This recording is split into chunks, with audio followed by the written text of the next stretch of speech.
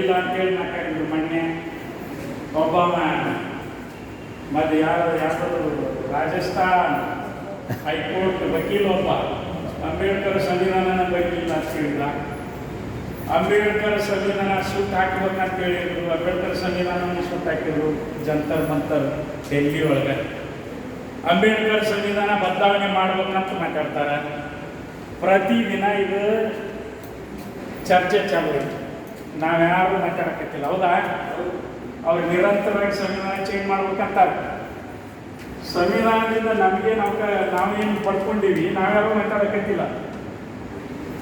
ಏನು ಅನ್ಸುತ್ತೆ ನಿಮಗೆ? ಈ ಸಂವಿಧಾನ ಚೇಂಜ್ ಆದ್ರೆ ನಮ್ಗೆಲ್ಲ ಸಿಗುತ್ತಂತ ಅಂದ್ಕೊಂಡಿರಾ? ಏನಮ್ಮ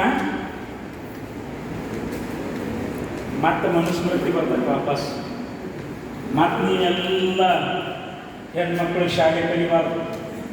ನೀವೆಲ್ಲ ಕೂಸು ಹಡಿಲಿಕ್ಕೆ ಈ ಡಿಲಿವರಿ ಮೆಷಿನ್, ನೀವು ಕೂಸುಗಳನ್ನು ಹೆರಲಿಕ್ಕೆ ಡಿಲಿವರಿ ಮಾಡಲಿಕ್ಕೆ ಹೆಣ್ಮಕ್ಳು ಹುಟ್ಟಾರತ್ತೇಳಿ ಅವ್ರು ಮತ್ತೆ ಶಾಸ್ತ್ರ ಬರೀತಾರೆ, ಕಾನೂನನ್ನು ಬರೀತಾರೆ. ಈಗ ಅಂಬೇಡ್ಕರ್ ಕೊಟ್ಟ ಸಂವಿಧಾನದಿಂದ ಎಲ್ಲ ಕೊಡ್ಕೊಂಡಿವಿ. ಆ ಸಂವಿಧಾನ ಬದಲಾವಣೆ ಅಂತಂದ್ರೆ ಖಂಡಿತ ಎಲ್ಲ ಕಳ್ಕೊತೀವಿ.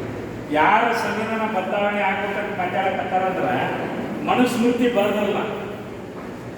ಯಾರು ಮನುಸ್ಮೃತಿಯನ್ನು ಬರೋದಲ್ಲ. ನಮಗೆ ಶಾಲೆ ಕಲಿಸ್ಬಾರ್ದು, ನೀವು ಸೇವೆ ಮಾಡಕ್ಕೆ ಹುಟ್ಟಿರಿ, ನೀವು ಯಾವಾಗಲೂ ನಾವು ಸೇವೆ ಮಾಡ್ಕೊಂಡು ಇರ್ಬೇಕಂತೇಳಿ ಮನುಸ್ಮೃತಿ ಬರೋದಲ್ಲ. ಅದೇ ಜನ ಅಂಬೇಡ್ಕರ್ ಸಂವಿಧಾನ ಇರಬಾರ್ದು ಅಂತ ಮಾತಾಡಕತ್ತಾರೆ. ಇದನ್ನ ಕ್ಲಿಯರ್ ಆಗಿ ತಿಳ್ಕೊಡಿ.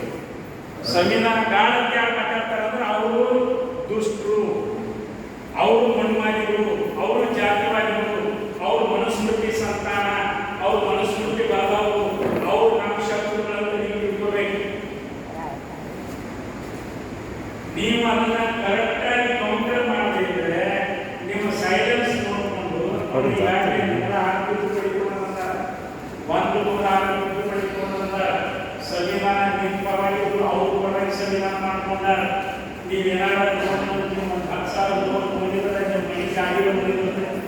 ಅದು ಅವರು ನೋಡಿ ಲಕ್ಷ ಕೋಟಿ ದುಡ್ಡನ್ನು ತಗೊಂಡು ಅವ್ರು ಯಾರು ನೀರವ್ ಮೋದಿ, ಚೌಕ್ಸಿ, ಅಡಾನಿ ಅದನ್ನೆಲ್ಲ ಎಲ್ಲಿ ಮಾಡಿದ್ರು. ವಸೂಲಿ ಆಗಬೇಕು ಸಾಲ ಅಂತೇಳಿ ಮಾಫಿ ಮಾಡಿದ್ರು. ನಿಮ್ಮ 10,000 ವಸೂಲಿ ಮಾಡ್ತಾರೆ. ಅವರು 17 ಲಕ್ಷ ಕೋಟಿ ಸಾಲ ಮಾಡಿದ್ದಾರೆ, ವಸೂಲಿ ಮಾಡಿದ್ರು.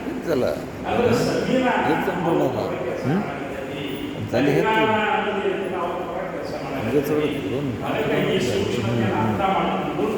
ನಾವೆಲ್ಲರೂ ಕೂಡ ಜಾಗೃತರಾಗಬೇಕು.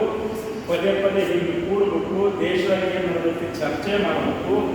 ನಾವೆಲ್ಲರೂ ಕೂಡ ಒಗ್ಗಟ್ಟಾಗಿ ಅಂಬೇಡ್ಕರ್ ಸಾಹೇಬ್ ಹೇಳಿದಾಗ ಹೋರಾಟವನ್ನು ಮಾಡುವುದಾದರೆ ಖಂಡಿತ ಸಂವಿಧಾನ ಉಳಿಸುವುದಕ್ಕೆ ಸಾಧ್ಯ. ಆ ಸಂವಿಧಾನ ನಾವು ಉಳಿತೀವಿ. ಆ ಸಂವಿಧಾನ ಉಳಿಲಿಲ್ಲ ಅಂದರೆ ಬಹುಶಃ